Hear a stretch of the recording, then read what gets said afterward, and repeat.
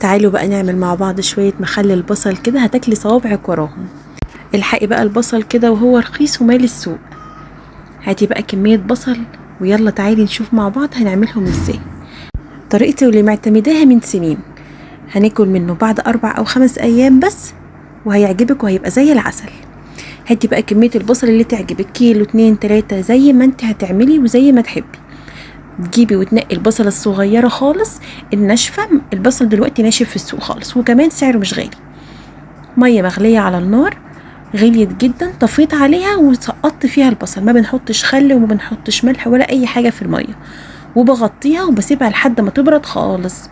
بالبصل بتاخد حوالي 3 أو 4 ساعات. انا بنزل البصل بقشره في قلب المية وبغطي عليه وبسيبه بياخد يعني نص سوا كده في المية، طبعا انا طافيه النار. بعد كده بقى بعد ما المية بتهدى عليه خالص وتكون بردت جدا، بمسكه اقشره بقى كده واحدة واحدة.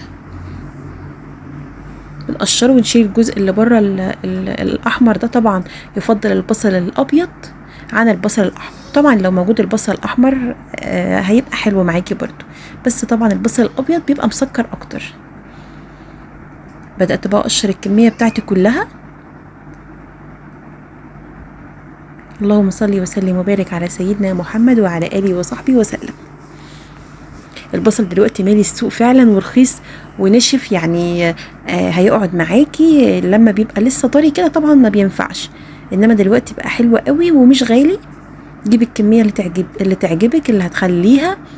ومخلي البصل كلنا بنحبه، طعمه بيبقى حلو كده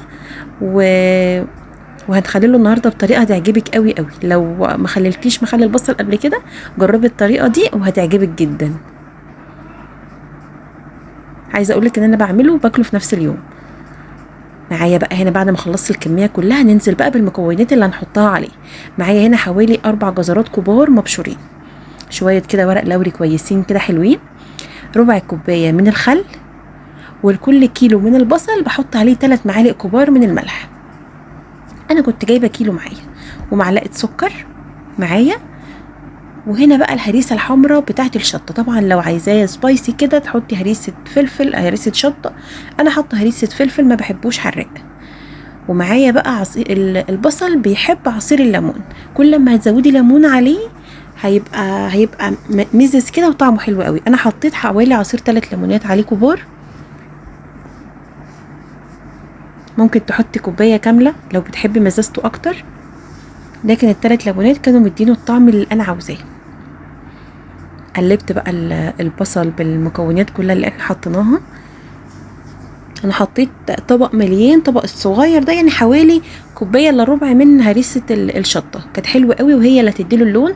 ما بحطش بنجر، ما بحطش اي الوان، الهريسه هي اللي هتديله اللون اللي انا عاوزاه. برطمان بقى عندي كده متعقم بمعلقه من الخل، حطيت في معلقه الخل وغطيته ورجيته كويس قوي كده كده بقى متعقم معايا وجاهز وزي الفل. وبدات احط فيه البصل بتاعي. طبعا في الوقت ده انا غاليه ميه على النار ومبرداها. بدات احط بقى من الميه البارده دي، لازم ميه مغليه ومتبرده، ما ينفعش ابدا ميه من الحنفيه علشان يقعد معاكي. حطيت كميه الميه بس علشان اكمل بقيه البرطمان. بس كده كملت بقيه البرطمان، خدت زياده معايا حوالي كوبايه من الميه بس. بعد كده بقى قفلته، حطيت كيس بلاستيك وغطيته. بقلبه بقى كده حوالي يوم علشان الملح ما يترسبش تحت بس في قاع البرطمان. وبعد كده بعدله 3 ايام بالظبط وكلي احلى بصل مخلل في الدنيا وبيقعد عندك. انا مجرد ما بيستوي كده يعني بعد حوالي اسبوع بدخله التلاجة. جربوه، ما تنسوش تكتبوا لي رايكم في الكومنتات، والسلام عليكم ورحمه الله.